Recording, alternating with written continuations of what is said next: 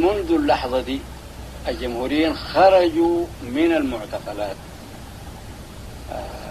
التقليدية الورا الحيطان ليكونوا في المعتقل الكبير اللي هو أنهم غرباء، وأنها غربة دي بترد، ويوم ترد غربة يكون نصرهنا المبين، وأنه الغربة بترد في داخل الإنسان ذاته، يعني يكون ما يقولوا يعملوا، أن يكون نظره للداخل نظر دقيق ومحاسبته لنفسه محاسبة دقيقة، أن يعايش نفسه،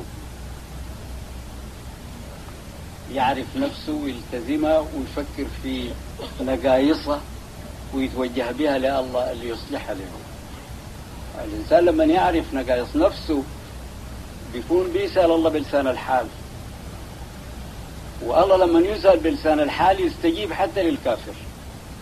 أما يجيب المضطر إذا دعاه ويكشف السوء، المضطر ده مش المؤمن أو المسلم، أي مضطر. قل ما يعبأ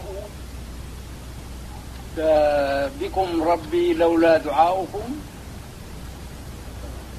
فقد كذبتم فسوف يكون لزاما.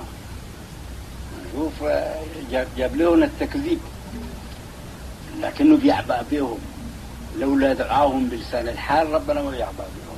الدعوة بلسان المقال ما يعبأ بها ربنا إلا إذا كانت مصحوبة بأنوار القلوب. بعدين أنوار القلوب تمشي لقدام في الدعاء لغاية ما تبقى لسان حال، يعني مضطر. لما يجيب المضطر إذا دعاه ويكشف السوء تجي معاه.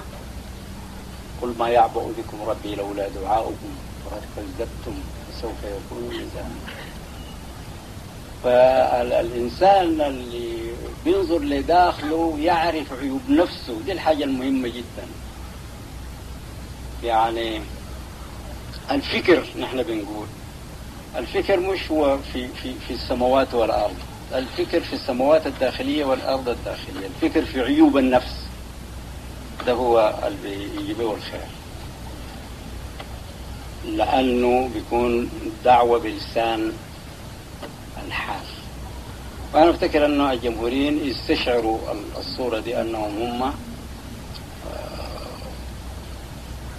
في معتقل، والمعتقل ده أسوار الغربة، وأنه يحاولوا أن يرفعوا الغربة بأن يكونوا مقنعين للناس اللي حولهم بلسان حالهم بلسان مقالهم.